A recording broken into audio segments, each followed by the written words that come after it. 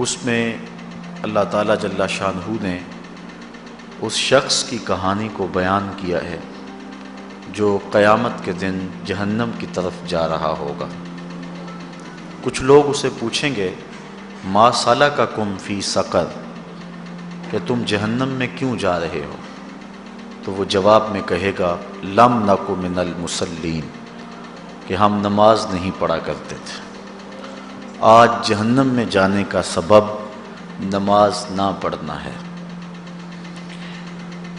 پنجگانہ نماز ہر عاقل بالغ مرد اور عورت پر فرض کی گئی ہے، اور قرآن مجید میں مختلف صیغوں سے 700 سے زائد مرتبہ اس کی تاکید ارشاد فرمائی گئی ہے۔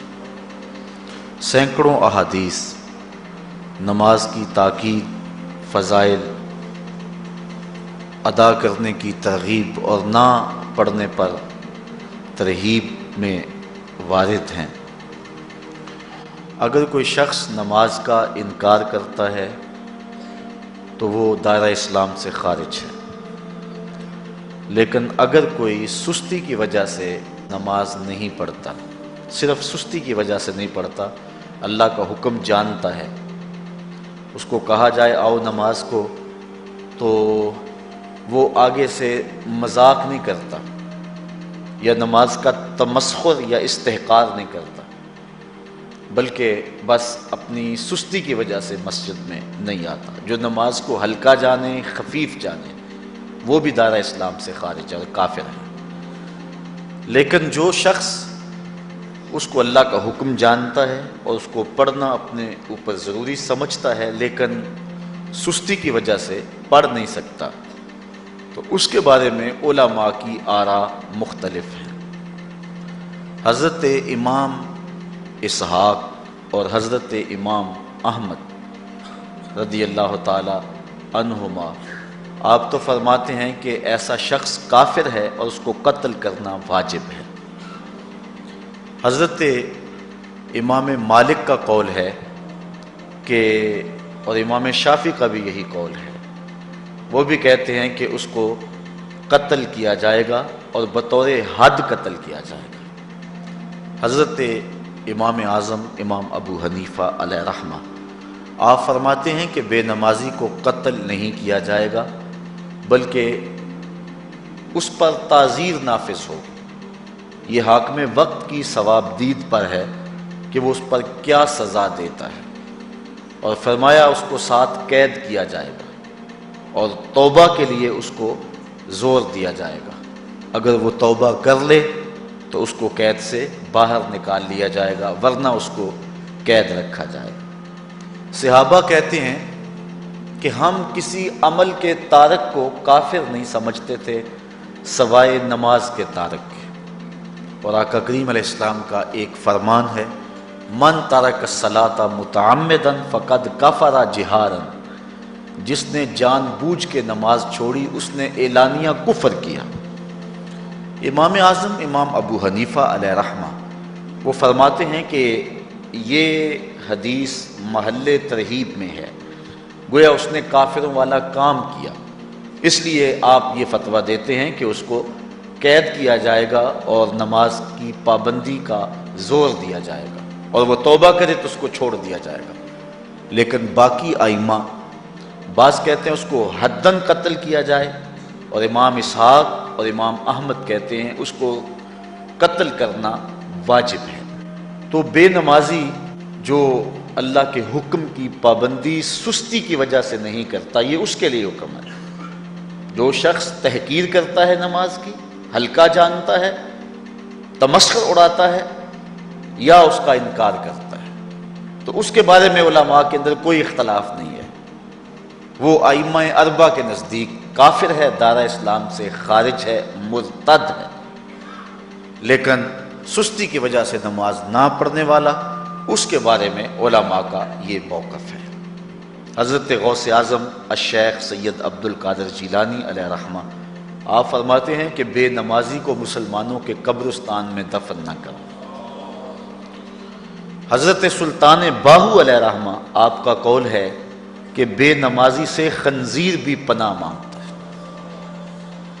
حضرت شیخ سعدی شیرازی فرماتے ہیں بے نمازی کو قرض نہ دو، جو اللہ کا قرضہ ادا نہیں کرتا تمہارا قرض کیسے لٹائے گا۔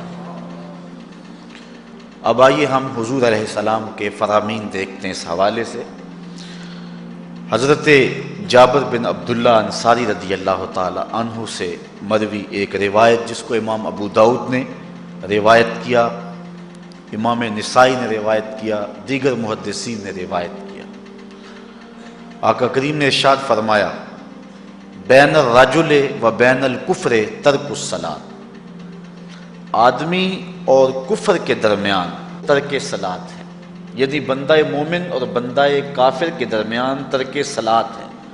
جو نماز پڑھتا ہے وہ مومن ہے، اور جو نماز نہیں پڑھتا تو وہ کافروں والا کام کرتا ہے، یا دیگر ائمہ کے نزدیک وہ کافر ہے۔ یہ ترہیباً نہیں بلکہ یہ حکم ہے۔ اور حضرت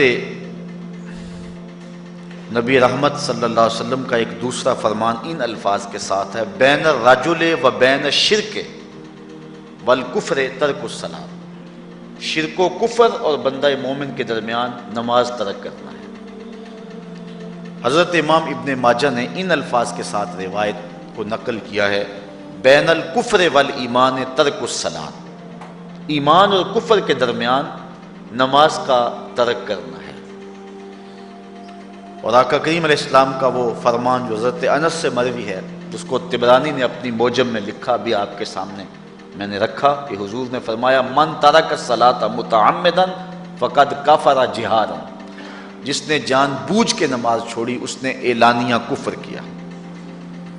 حضرت ابو ہریرہ رضی اللہ تعالی عنہ سے ایک روایت ہے کہ وہ فرماتے ہیں لا سہم فی الاسلام لمن لا صلاۃ ولا صلاۃ لمن لا وضوء لہ، کہ اس شخص کا اسلام میں کوئی حصہ نہیں ہے جو نماز نہیں پڑھتا، اور اس شخص کا نماز میں کوئی حصہ نہیں ہے جو وضو نہیں کرتا۔ وضو کے بغیر نماز نہیں ہوتی، اور نماز کے بغیر اسلام نہیں ہوتا۔ اور اسی روایت کو بالفاظ دیگر حضرت عبداللہ ابن عمر رضی اللہ تعالی عنہ نے حضور سے یوں روایت کیا ہے، طبرانی نے اپنی موجم میں اس کو لکھا لا ایمان لمن لا امانتہ ولا صلاۃ لمن لا طہور لہ ولا دین لمن لا صلاۃ لہ۔ حضور فرمایا کہ اس شخص کا ایمان نہیں جس میں امانت نہیں، اور اس شخص کی نماز نہیں جس کو پاکیزگی حاصل نہیں، اور اس شخص کا دین نہیں جس کو نماز نصیب نہیں۔ حضرت امام ابن ماجہ نے اس روایت کو اپنے الفاظ کے ساتھ روایت کیا ہے۔ حضرت بریدہ رضی اللہ تعالیٰ عنہ اپنے باپ سے روایت کرتے ہیں اور وہ حضور سے روایت کرتے ہیں۔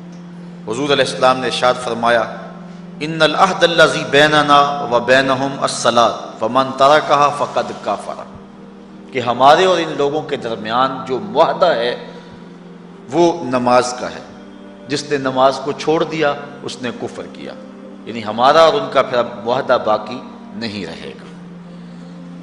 حضرت امام بخاری نے روایت نقل کی ہے، حضور نے ارشاد فرمایا من ترک الصلاۃ العصر فقد حبط اعمالہ، جس نے عصر کی نماز چھوڑی اللہ اس کے سارے عمل برباد کر دیتا۔ حضرت ابو ہریرہ رضی اللہ تعالی عنہ سے روایت ہے جس کو امام ابن ماجہ نے اور امام نسائی نے روایت کیا ہے، وہ حضور سے روایت کرتے ہیں، بڑی مشہور روایت ہے۔ حضور نے ارشاد فرمایا ان اول ما یحاسب بہ العبد بصلاتہ فان صلحت فقد افلح وانجح وان فسدت فقد خاب وخسر۔ فرمایا قیامت کے دن بندے سے سب سے پہلا حساب نماز کا لیا جائے گا، اگر اس کی نماز ٹھیک ہو گئی تو وہ فلاح پا گیا، اگر پہلا تول ٹھیک آ گیا تو وہ کامیاب ہے، وانجح اور نجات پا گیا، وان فسدت فقد خاب وخسر، اور اگر پہلا تول ہی ٹھیک نہ ہوا تو پھر وہ ذلیل و رسوا ہو گیا۔ حضرت عبادہ بن صامت رضی اللہ تعالیٰ عنہ سے ایک طویل روایت ہے، وہ کہتے ہیں کہ حضور علیہ السلام نے مجھے 7 چیزوں کا حکم دیا، مجھے وصیت کی کہ ان 7 کاموں کو کرنا ہے۔ ان کے اندر دوسری چیز تھی وہ حضور نے یہ ارشاد فرمائی وَلَا تَتْرُكُوا الصَّلَاةَ مُتَعَمِّدِينَ فَمَنْ تَرَكَهَا مُتَعَمِّدًا فَقَدْ خَرَجَ مِنَ الْمِلَّةِ کہ جان بوجھ کے کبھی نماز نہ چھوڑنا، جس نے نماز چھوڑی وہ ملت اسلامیہ سے نکل گیا۔ اور حضرت معاذ بن جبل رضی اللہ تعالی عنہ سے بھی ایک طویل روایت ہے کہ حضور نبی رحمت صلی اللہ علیہ وسلم نے ان کو 10 وصیتیں کی تھی۔ حصول برکت کے لیے یہ ساری حدیث میں آپ کے سامنے رکھ دیتا ہوں۔ کہتے ہیں اوصانی رسول اللہ صلی اللہ علیہ وسلم بعشر کلمات، حضور نے مجھے 10 باتیں ارشاد فرمائیں، حکمت سے بھری اور رحمتوں سے بھری ہوئی ایک ایک بات ہے، ان کے بول بہاروں جیسے اور اصحاب ستاروں جیسے۔ تو اتنا خوبصورت کلام، لہو خورشید کا ٹپکے اگر ذرے کا جگر چیر۔ حضور نے 10 باتیں حضرت معاذ بن جبل رضی اللہ تعالی عنہ کو بطور وصیت ارشاد کی۔ کہتے ہیں کالا، حضور نے مجھے کہا، ارشاد کیا، لا تشرک باللہ شیئا وان قتلت وحرقت، اللہ کے ساتھ کسی کو شریک نہ ٹھہرانا، اگرچہ تجھے قتل بھی کیا جائے اور تجھے آگ میں جلا بھی دیا جائے، کبھی بھی اللہ کے ساتھ شریک نہ ٹھہرانا۔ دوسری بات حضور نے مجھے یہ ارشاد فرمائی وَلَا تَعْصِ وَالِدَيْكَ وَإِنْ أَمَرَاكَ أَن تَخْرُجَ مِنْ أَهْلِكَ وَمَالِكَ، کہ اپنے والدین کی کبھی نافرمانی نہ کرنا، اگرچہ تجھے حکم دیں کہ اپنے مال کو اور اپنے بچوں کو لے کے گھر سے نکل جا، تو کہا یہ کر لینا، نکل جانا، لیکن والدین کی نافرمانی نہ کرنا۔ تیسری بات حضور نے ارشاد فرمائی وَلَا تَتْرُكَنَّ صَلَاةً مَكْتُوبًا مُتَعَمِّدًا فَإِنَّ مَنْ تَرَكَ صَلَاةً مَكْتُوبَةً مُتَعَمِّدًا فَقَدْ بَرِئَتْ مِنْهُ ذِمَّةُ اللَّهِ۔ فرمایا اے معاذ بن جبل، فرض نماز جان بوجھ کر کبھی بھی نہ چھوڑنا، زندگی میں کبھی نہ ہو کہ تجھ سے فرض نماز چھوٹے، اس لیے کہ جس نے فرض نماز جان بوجھ کے چھوڑ دی، اللہ اور اس کے رسول نے اس سے اپنا ذمہ اٹھا لیا، اب وہ جدھر مرضی جائے، اللہ نے جو ذمہ لیا ہوا ہے مومن کا، اللہ اٹھا لیتا ہے۔ چوتھی چیز حضور نے جو ارشاد فرمائی وَلَا تَشْرِبَنَّ خَمْرًا فَإِنَّهُ رَاسُ كُلِّ فَاحِشَةٍ، اے معاذ بن جبل، زندگی میں کبھی بھی شراب نہ پینا، ہر بے حیائی کی جڑ ہے اور بنیاد ہے شراب۔ پانچویں چیز کہتے ہیں حضور نے جو مجھے ارشاد فرمائی وہ یہ تھی وَإِيَّاكَ وَالْمَعْصِيَةَ فَإِنَّ بِالْمَعْصِيَةِ حَلَّ سَخَطُ اللَّهِ، کہا کبھی اللہ کی نافرمانی نہ کرنا، اللہ کی نافرمانی سے اللہ کی ناراضگی مول لینے والی بات ہے، اللہ تعالیٰ کی معصیت سے اس کی ناراضگی جائز ہو جاتی ہے، حلال ہو جاتی ہے۔ اور چھٹی چیز کہتے ہیں حضور نے یوں ارشاد فرمائی وَإِيَّاكَ وَالْفِرَارَ مِنَ الزَّحْفِ وَإِنْ هَلَكَ النَّاسِ، کہا جب محاذ پہ ڈٹا ہونا تو کبھی پیٹھ نہ پھیرنا، اگرچہ لاشیں جو ہیں وہ گر رہی ہوں اور لوگ ہلاک ہو رہے ہوں، سارے لشکر کے ہلاک ہو جانے کا ڈر بھی ہو، لیکن کہا معاذ بن جبل میں تمہیں وصیت کرتا ہوں کبھی پیٹھ پھیر کے بھاگنا نہیں ہے۔ حضور نے کہتے ہیں مجھے جو 7ویں چیز ارشاد فرمائی وہ یہ تھی وَإِنْ أَصَابَ النَّاسَ مَوْتٌ فَاصْبُتْ، اگر تو کسی ایسے علاقے میں رہتا ہو جہاں موت آ جائے، کوئی بیماری آ جائے موت والی، تو علاقہ چھوڑ کے بھاگنا نہ، وہیں رہنا، تیری قسمت میں زندگی ہوئی تجھے کوئی موت دے نہیں سکتا، اور اگر موت تیرے لیے لکھی گئی ہے تو جہاں مرضی چلا جائے تو موت سے بچ نہیں سکتا، اس لیے ایسے مقام سے بھاگ کر نہ جانا، وہیں ڈٹے رہنا اور وہیں رکے رہنا۔ 8ویں چیز کہتے ہیں حضور نے مجھے ارشاد فرمائی وَأَنفِقْ عَلَىٰ أَهْلِكَ مِن طَوْلِكَ، کہا اللہ نے تجھے جو وسعت دی ہے، تجھے جو مال دیا ہے، اس کو اپنی اولاد پر کھل کے خرچ کرنا، اپنی اولاد سے بخل نہ کرنا، اولاد کے معاملے کے اندر جہاں ان کی ضرورت ہو اس کو کھل کے پورا کرنا ہے۔ اور حضور نے 9ویں بات جو ارشاد فرمائی وہ یہ تھی وَلَا تَرْفَعْ عَنْهُمْ عَصَاكَ أَدَبًا، اپنی اولاد کو ادب سکھانے کے لیے ڈنڈا نہ چھوڑنا، عصا ہمیشہ لٹکا کے رکھنا، کوڑا باندھ کے رکھنا۔ اور 10ویں چیز کہتے ہیں حضور نے جو مجھے ارشاد فرمائی، وَأَخْفِهِمْ فِي اللَّهِ، اپنی اولاد کے دل میں اللہ کا خوف ڈالتے رہنا، اللہ کا ڈر پیدا کرنا اپنی اولاد کے اندر۔ تو نے اپنی اولاد کو یونیورسٹیوں اور کالجوں تک پہنچایا، بیرون ملک سے بھی تعلیم دلوائی، لیکن اللہ کا خوف نہ سکھایا۔ اللہ کا خوف سکھانا اپنی اولاد کو، ایسے لوگوں کی صحبت میں بٹھانا جن کی صحبت میں بیٹھ کر اللہ کا خوف پیدا ہو جائے، ان کو ایسی کتابیں لا کے دینا کہ جن سے خشیت الہی ان کے سینے میں پیدا ہو۔ اگر تو نے سب کچھ دے دیا، عالی نسب بنگلے دے دی اپنی اولاد کو، تو نے جو ہے وہ بہت اچھی تعلیم دلوا دی اپنی اولاد کو، دنیاوی سوسائٹی کے اندر ان کا وقار بہت بلند ہو گیا، تو نے سب کچھ دے دیا اپنی اولاد کو، اللہ کا خوف نہیں دیا تو کچھ بھی نہیں دیا۔ تو حضور نے جو 10ویں وصیت حضرت معاذ بن جبل کو کی وہ یہ ہے کہ انہیں اللہ سے ڈراتے رہنا، اللہ تعالیٰ کا خوف، ان کی خشیت ان کے سینے میں پیدا کرنا۔ اللہ اکبر۔ حضور کا ایک اور فرمان سنیے، حضور نے فرمایا کہ جو شخص نماز چھوڑتا ہے، ایک طویل حدیث ہے جس کا یہ حصہ ہے، وَقَانَ يَوْمَ الْقِيَامَةِ مَعَ قَارُونَ وَفِرْعَوْنَ وَحَامَانَ وَأُبَيِّ بْنِ خَلَف، جو نماز ترک کرتا ہے قیامت کے دن قارون کے ساتھ، فرعون کے ساتھ، حامان کے ساتھ اور ابی ابن خلف کے ساتھ کھڑا کر دیا جائے گا۔ جس صف میں اللہ کے دشمن کھڑے ہوئے ہوں گے، بے نوازی کو بھی اس صف میں کھڑا کر دیا جائے گا۔ کتنی رسوائی ہے، کتنی ذلت ہے۔ کوئی بندہ یہ گوارا کرتا ہے کہ مجھے اس صف میں کھڑا کر دیا جائے جس پہ دشمنان خدا کھڑے ہوں، دشمنان رسول کھڑے ہوں، میری کوئی بہن، میری کوئی بیٹی کیا یہ گوارا کر سکتی ہے کہ اس کو حضور پہ کانٹے پھینکنے والی ام جمیل کے ساتھ کھڑا کر دیا جائے، اس کو حضور کو اذیت دینے والی عورتوں کے ساتھ کھڑا کر دیا جائے؟ نہ میری کوئی بہن اور نہ کوئی میری ماں اس بات کو گوارا کرتی۔ تو جب ہم یہ گوارا نہیں کرتے تو پھر ہمیں عزم کرنا چاہیے کہ آج کے بعد نماز نہیں چھوڑنی ہے۔ میں نے کسی جگہ پہ یہ بات بیان کی اور ساری گفتگو اسی عنوان سے ہوئی، کچھ ماحول ایسا بنا ہوا تھا، تو مجھے بعد میں صابر نامی وہاں کے ایک ساتھی نے فون کیا 2 یا 3 دن کے بعد، کہنے لگا کہ ہماری بستی میں ایک شخص بھی بے نمازی نہیں رہا ہے۔ اس حدیث کا زور اتنا ہے، اس حدیث کا وزن اتنا ہے۔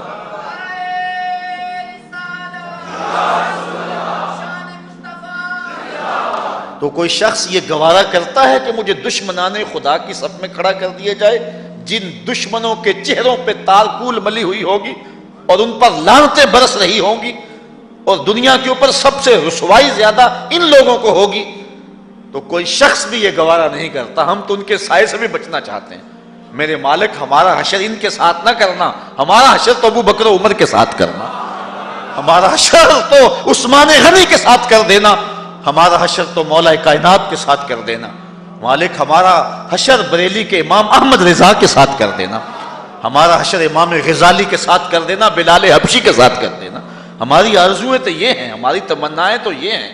ہم تو کہتے ہیں مولا کل قیامت کے دن اٹھیں تو داتا کے قدموں میں اٹھیں، خواجہ اجمیری کی چوکھٹ سے اٹھیں، ہم اٹھے تو شاہ نقش بند بخاری کا جلوس آگے ہو، ہم اس جلوس کے ساتھ شامل ہوں، خواجہ معین الدین چشتی کی غلامی میں اٹھے، ہم حضرت غوث اعظم کی نوکری میں اٹھیں، حضرت شیخ شہاب الدین کی نوکری میں اٹھیں۔ ہماری آرزویں تو یہ ہیں، ہماری تمنائیں تو یہ ہیں، لیکن اگر ہم یہ چاہتے ہیں کہ ہم ان لوگوں کے ساتھ اٹھیں تو پھر ایک نماز بھی ترک نہیں کرنا ہوگی، اور اگر نماز ترک ہو گئی تو کتنی بڑی سزا ہے، کتنی بڑی رسوائی ہے، کتنی بڑی ذلت ہے، اور یہ آپ کے رسول کا فرمان ہے۔ اللہ اکبر، کہ قیامت کے دن وہ شخص جو نماز نہیں پڑھتا، قیامت کے دن اس کو دشمنان خدا کی صف میں کھڑا کر دیا جائے گا۔ یہ ہو نہیں سکتا کہ ہم نے یہ حدیث سن لی اور اب نماز قصداً چھوڑیں۔ آج عزم کر کے اٹھیں، اور اولاد نہیں آئی، بیٹیاں نہیں آئیں، گھر والے نہیں آئے، لیکن جا کے اس بات کو گھر میں نافذ کرنا ہے، اس کو حکماً نافذ کرنا ہے گھر کے اندر۔ ہمارا گھر ہو رسول اللہ کی امتی کا اور گھر میں کوئی بے نماز ہو، یہ حکم دینا ہے، وَأْمُرْ أَهْلَكَ بِالصَّلَاةِ، فرمایا اپنے گھر والوں کو نماز کا حکم دو۔ اس گھر میں نحوست ہوتی ہے جس گھر میں بے نمازی ہوتے ہیں۔ اس لیے آج ہم یہاں سے عزم کر کے جانا ہے کہ آج کے بعد ہم نماز نہیں چھوڑیں گے انشاءاللہ۔ اتنے زور سے کہو کہ شیطان کا کلیجہ پھٹ جائے۔ اللہ ہماری اس انشاءاللہ کو قبول کرے۔ اللہ ہم کو پنجگانہ سجدے کی توفیق دے۔ کتنا بد نصیب ہے شخص کہ جس کی پیشانی اس کی حضور جھکتی نہیں ہے، سارا دن کبھی کسی کو سیلوٹ کرتا ہے، کبھی کسی کو سیلوٹ کرتا ہے، کہتا ہے میرے اس سے بھی تعلق ہونے چاہیے، اس سے بھی واسطہ ہونا چاہیے، اس سے بھی رابطہ ہونا چاہیے، کبھی دنیا میں کام پڑ جاتا ہے، اس سے بھی تعلق رہنا چاہیے میرا۔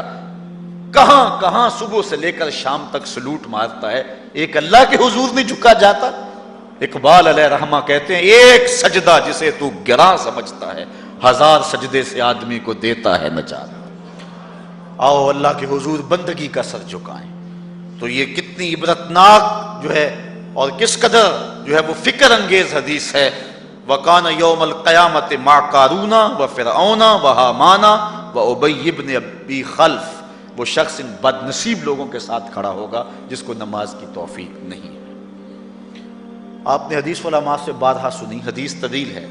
آقا کریم معراج کی رات گئے تو وہاں مختلف لوگوں کو مختلف عذابوں میں مبتلا دیکھا۔ کسی کی انتڑیاں کٹ کٹ کے گر رہی تھی، کسی کا منہ چیرا جا رہا تھا، کسی کی زبان لوہے کی کینچیوں سے کاٹی جا رہی تھی، کسی پر کھولتا ہوا پانی ڈالا جا رہا تھا، کوئی جو ہے وہ سرانڈ والا گوشت کھا رہا تھا، کسی کے جسم میں لوہے کی میخیں ٹھونکی جا رہی تھی۔ لیکن ایک قوم کو حضور نے دیکھا، ایک بھاری پتھر سے ان کا سر کچلا جاتا ہے اور پتھر کے واپس آنے تک دوبارہ صحیح ہو جاتا ہے، پھر کچلا جاتا ہے۔ تو حضرت جبریل امین سے حضور نے فرمایا کہ یہ کون لوگ ہیں؟ یا جبریلو من ہاؤلائے، یہ لوگ کون ہیں کہ ان کے سر پتھروں سے کچلے جا رہے ہیں؟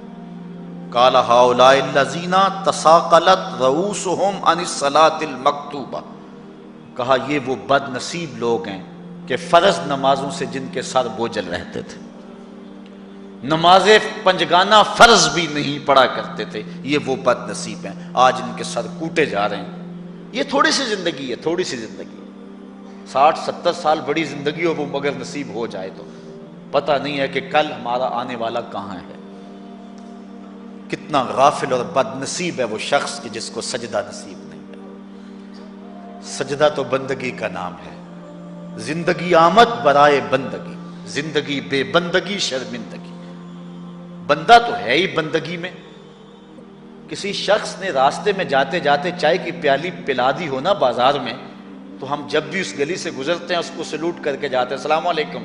یار اس سے بڑے سلام لیتے ہو، یہ بڑا محبت والا ہے، بڑے اخلاق والا ہے۔ یار جس نے چائے کی پیالی پلا دی ایک مرتبہ، اس کو تو جاتے آتے سلام کر کے جاتے ہو جس رب نے زندگی بخشی ہے، جس رب نے جو ہے وہ ساری بہاریں عطا کی ہیں، اس کے حضور میں جھکا جاتا ہے۔ کتنا متکبر شخص ہے جو اللہ کے حضور نہیں جھکتا۔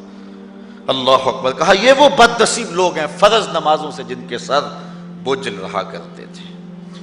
اللہ اکبر۔ حضور نبی رحمت صلی اللہ علیہ وآلہ وسلم نے ارشاد فرمایا، نماز چھوڑنا تو خیر بہت بری بات ہے، جو شخص نماز پڑھتے ہیں لیکن جماعت سے نہیں پڑھتے، فرمایا میرا جی چاہتا ہے کہ اپنی جگہ کسی اور کو کھڑا کروں اور جوانوں کا ایک گروہ ساتھ لوں، اور جو لوگ مسجد میں نماز پڑھنے نہیں آتے ان کے گھروں کو آگ لگا دوں۔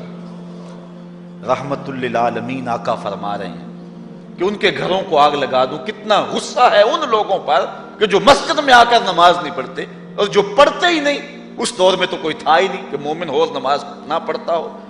اللہ اکبر۔ تو مومن نماز ہی پڑھتے تھے، تو اگر کسی سے گھر میں نماز پڑھی گئی تو فرمایا میرا جی چاہتا ہے۔ آج نماز تو نماز رہی، ہم کو تو جمعہ بھی نصیب نہیں ہے۔ کتنے لوگ ہیں کہ جو پابندی کے ساتھ نماز جمعہ بھی نہیں پڑھتے۔ حضور کا ایک فرمان سنیے، آقا کریم نے ارشاد فرمایا من ترک الجمعۃ ثلاث جمع متوالیات فقد نبذ الاسلام وراء ظہرہ، جس نے بغیر کسی عذر کے 3 جمعے چھوڑ دیے اس نے اسلام کو اپنی پشت کے پیچھے ڈال دیا، اس نے پرواہ ہی نہیں کیا اسلام کی۔ اور ایک حدیث کے لفظ ہیں من ترک ثلاث جمعات من غیر عذر کتب من المنافقین، جس نے بغیر کسی عذر کے 3 جمعے چھوڑ دیے اس کا نام منافقوں کی فہرست میں لکھ دیا جاتا۔ اور ایک حدیث کے لفظ اس حوالے سے ہیں من ترک ثلاث جمع تہاونا بها طبع اللہ علی قلبہ، جس نے سستی کی وجہ سے 3 جمعے چھوڑ دیے تو اس کے دل پر اللہ غفلت کی مہر لگا دیتا ہے۔ یہ وہ بد نصیب شخص ہے کہ جو نماز جمعہ چھوڑتا ہے۔ حضرت ابن حجر نے الزواجر کے اندر ایک روایت لکھی ہے، وہ فرماتے ہیں جو شخص نماز ترک کرتا ہے اس کو بہت ساری رسوائیاں ہیں۔ وقت اتنا طویل نہیں ہے کہ ایک ایک چیز کو تفصیل سے بیان کروں۔ وہ کہتے ہیں پہلی بات تو یہ ہے کہ اس کی عمر میں برکت اٹھا لی جاتی، دوسری بات اس کے چہرے سے صالحین کا نور اتار لیا جاتا، تیسری بات وہ کوئی بھی عمل کرے اس کا ثواب نہیں ملتا اس کو، یہ دنیا پر اس کو سزائیں ہیں۔ چوتھی سزا دنیا پر اس کو یہ ملتی ہے اس کی دعائیں قبول نہیں ہوتی، اور 5ویں سزا اس کے لیے یہ ہے کہ اس کے لیے جو نیک لوگ دعا کرتے ہیں ان دعاؤں کا حصہ اسے نہیں ملتا۔ مومن نیک سحری وقت اٹھ کے دعا مانگتے اللہ پوری امت پر کرم کر دے، تو یہ بھی امت میں شامل ہے، دعا اللہ والے کی تو قبول ہوئی لیکن اس کا حصہ نکال دیا گیا، اس کا حصہ نیک لوگوں کی دعاؤں سے نکال دیا گیا۔ اور جب وہ مرنے لگتا ہے نزا کے وقت 3 اس کو سزائیں ملتی، ایک تو بھوکا مرتا ہے، دوسرا پیاسا مرتا ہے، تیسرا ذلیل ہو کے مرتا ہے۔ اور قبر کے اندر اس کو 3 سزائیں ہیں۔ حضرت امام ابن حجر کہتے ہیں ایک تو اس کی قبر تنگ کر دی جائے گی، حتیٰ کہ ادھر والی پسلیاں ادھر اور ادھر والی پسلیاں ادھر۔ دوسرا اس کی قبر میں آگ ڈالی جائے گی، جو اللہ کے حضور نہیں جھکتا اس کی قبر اس لائق ہے کہ اس میں آگ ڈالی جائے۔ اور تیسری اس کے اوپر ایک اژدہا مسلط کر دیا جائے گا جس کا نام ہے شجاع الاقرع، اور جب وہ ڈنگ مارے گا تو 70 گز تک وہ شخص زمین میں دنس جائے گا، اور وہ مسلسل یہ ڈنگ مارتا رہے۔ اور کہا کہ 3 سزائیں اس کو حشر میں پہنچیں گی، ایک تو اس کا حساب سختی سے لیا جائے گا، اور جس کا حساب سختی سے لیا گیا وہ بچ پائے گا، حساب سے بچے گا وہ جس سے اللہ صرف نظر کرے گا۔ اللہ اکبر۔ ایک تو اس کا حساب سختی سے لیا جائے گا، دوسرا اللہ تعالیٰ جل شانہ اپنے قہر و غضب کا اس پہ اظہار کرے گا، اور تیسری اس کو سزا یہ دی جائے گی کہ اس کو جہنم میں ڈال دیا جائے گا۔ ساتھیاؤ، میں اور آپ آج کی اس بزم میں یہ پختہ عزم کر کے اٹھیں کہ آج ہم خود بھی اور اپنی اولاد کو بھی، اپنے دوستوں کو بھی، میرے والد گرامی فرمایا کرتے تھے جس سے دوستی ہو نا اس کی انگلی پکڑ کے دین کی راہ پہ لے آؤ، یہ دوستی کا حق ہے۔ اس کے لیے آپ بہت کچھ کرتے ہیں لیکن اگر اس کو دین نہیں دیا تو کچھ بھی نہیں دیا۔ کوشش کرو میرا دوست ہو اور جہنم میں جائے۔ والدین بچے کے مستقبل کے لیے کتنی کوشش کرتے ہیں، لاکھوں روپیہ لگاتے ہیں مستقبل ٹھیک ہو جائے، کرتے ہیں کہ نہیں کرتے؟ یونیورسٹیوں کے اندر، کالجوں کے اندر کتنی بھاری فیسیں بھرتے ہیں، کیوں اتنا کچھ کیوں کر رہے ہو؟ میں نے دیکھا بوڑھا باپ اپنی کمر پہ بوریاں لاد کے مزدوری کرتا ہے، مائیں اپنا زیور بیچ رہی ہیں کہ اولاد پڑ جائے۔ میاں اتنا کچھ کیوں کر رہے ہو؟ جی مستقبل ٹھیک ہو جائے۔ یہ مستقبل کتنا ہے؟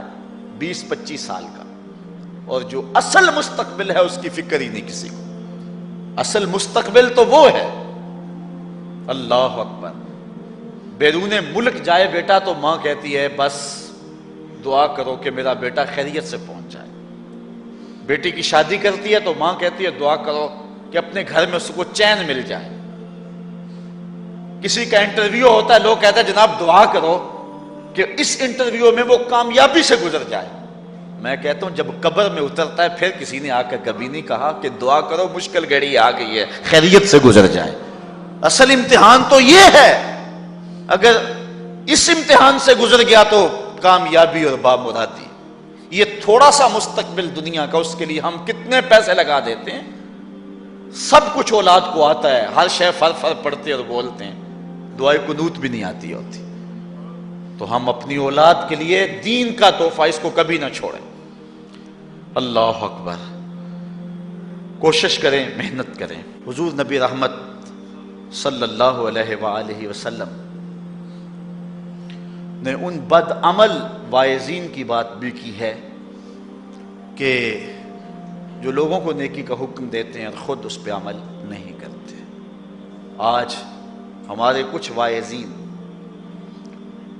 لوگوں کو تو واضح و تلقین اور نصیحت کرتے ہیں اور خود نماز میں سخت سستی کا ارتکاب کرتے ہیں، اور جس سے قوم کے اندر نماز میں سستی عملاً پیدا ہو جاتی ہے.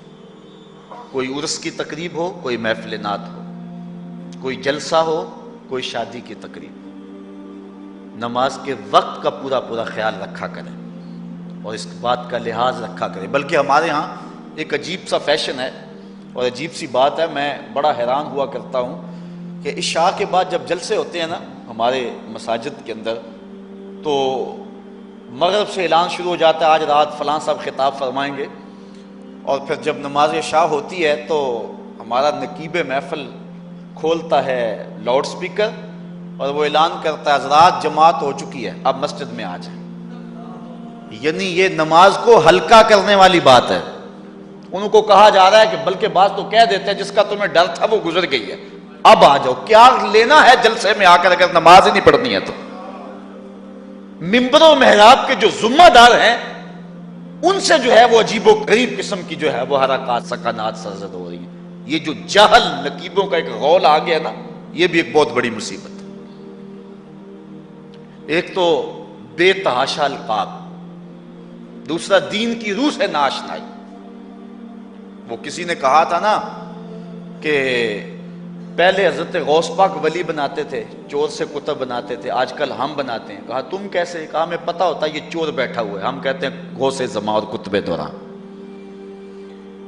بے تحاشا اور بے تکا انداز، اور پھر دین کی روح سے یہ ناشنائی کہ باقاعدہ اعلان ہوتا ہے جناب جماعت ہو چکی اب تو آ جاؤ.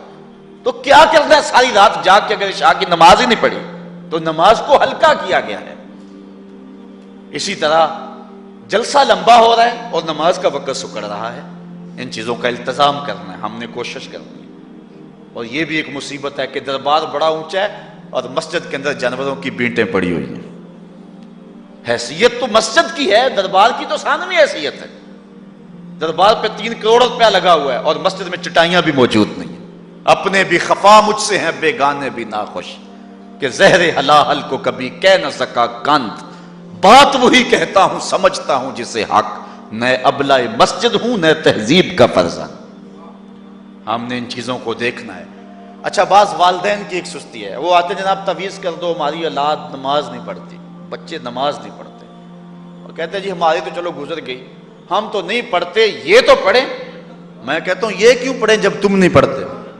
الولد سر لابیہ، بیٹا باپ کا راز ہوتا ہے. تم مجھ سے تعویذ لینے آگے ہو، گھر میں مصلی بچھا کے سجدہ کرو، تمہاری اولاد بھی تمہارے تتبع میں سجدہ کرنے کی عادت ڈال. حضور فرمایا بچے 7 سال کے ہوں تو انہیں مسجد میں لے جاؤ، 10 سال کے نہیں پڑھتے تو ان کو مار کے پڑھاؤ. اب اولاد ہوگی جوان، خود کبھی سجدہ کیا نہیں، اب کہتے ہیں شاید تعویذ سے کم چل جائے گا. جو تعویذ اللہ کے رسول نے تمہیں دیا تھا کہ 7 سال کے ہوں تو پکڑ کے انگلی مسجد کا راستہ دکھاؤ، 10 سال کے ہو جائیں تو مار کے پڑھاؤ، ان کے سینے میں اللہ کا خوف داخل کرو، ان کو قرآن کی تلاوت سکھاؤ. علموا اولادکم 3 خصال، اپنی اولاد کو 3 چیزیں سکھاؤ. حب نبیکم، ایک اپنے نبی کا پیار سکھاؤ، وحب اہل بیت ہی، رسول اللہ کے اہل بیت کا پیار سکھاؤ، وتلاوت القرآن، اور قرآن کا پڑھنا سکھاؤ. چھین لو سیڑیاں ان کے ہاتھوں سے گانے والی، چھین لو ان کے ہاتھوں سے جو ہے وہ ناول، اور ان کے ہاتھ میں قرآن دے دو. کتنے خوش نصیب دن تھے، گلیوں سے گزرتے تھے، گھروں سے قرآن کے پڑھنے کی آواز آتی تھی. آج پاپ میوزک کی صدائیں تو آتی ہیں، آج قرآن کی آوازیں نہیں آتی. تو یہ عجیب ہے جی ہم نہیں پڑھتے یہ تو پڑھے. میں کہتا ہوں یہ کیوں پڑھیں جب تم نہیں پڑھتے ہو؟ تمہارے اوپر کیا اب فرض ساقط ہو چکا ہے بڑھاپے کی وجہ سے؟ تم بوڑھے ہو کے نہیں پڑھتے ہو، تمہاری اولاد تم چاہتے ہو جوانی میں ہی پڑھ لے. تم خود اللہ کے حضور سجدہ کرو، اور پھر دیکھنا تمہارے تتبع میں، تمہاری اتباع میں تمہاری اولاد بھی تمہاری پیچھے پیچھے ہوگی۔ اللہ اکبر۔ صاحب اس عنوان سے کہنے کے لیے بہت کچھ ہے، اللہ تعالیٰ جل شانہ اپنی رحمتیں عطا فرمائے۔ اعلیٰ حضرت سے دو لوگوں نے فتویٰ پوچھا۔ بریلی کا ایک محلہ ہے، محلہ ذخیرہ، اس میں ہادی حسن اور قرب محمد نامی لوگوں نے تنظیم بنائی نماز کی دعوت کے لیے۔ کچھ لوگ ان کی بات کو نہ سنتے، اعلیٰ حضرت سے استفتاء کیا، فتاوی رضویہ کے اندر موجود ہے کہ ہم نماز کی دعوت دیتے ہیں، کچھ لوگ اس کے باوجود نہیں آتے، تو حکم شرعی کیا ہے؟ تو اعلیٰ حضرت فرماتے ہیں کہ پہلے تو نرمی سے انہیں سمجھائیں، آؤ نماز کی طرف۔ نہیں مانتے، مؤثر لوگ ڈالیں جو ان کو کہیں۔ یہ تھے ہمارے کرنے والے کام، ہم کن جھگڑوں میں پڑے ہوئے۔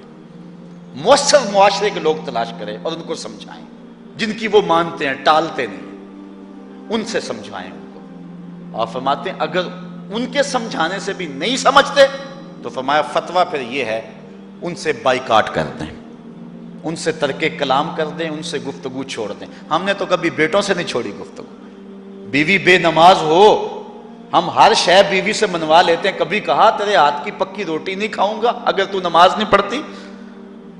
کبھی بیٹا کہے امی تو نماز نہیں پڑھتی، میں تیرے ہاتھ کی روٹی نہیں کھاؤں گا؟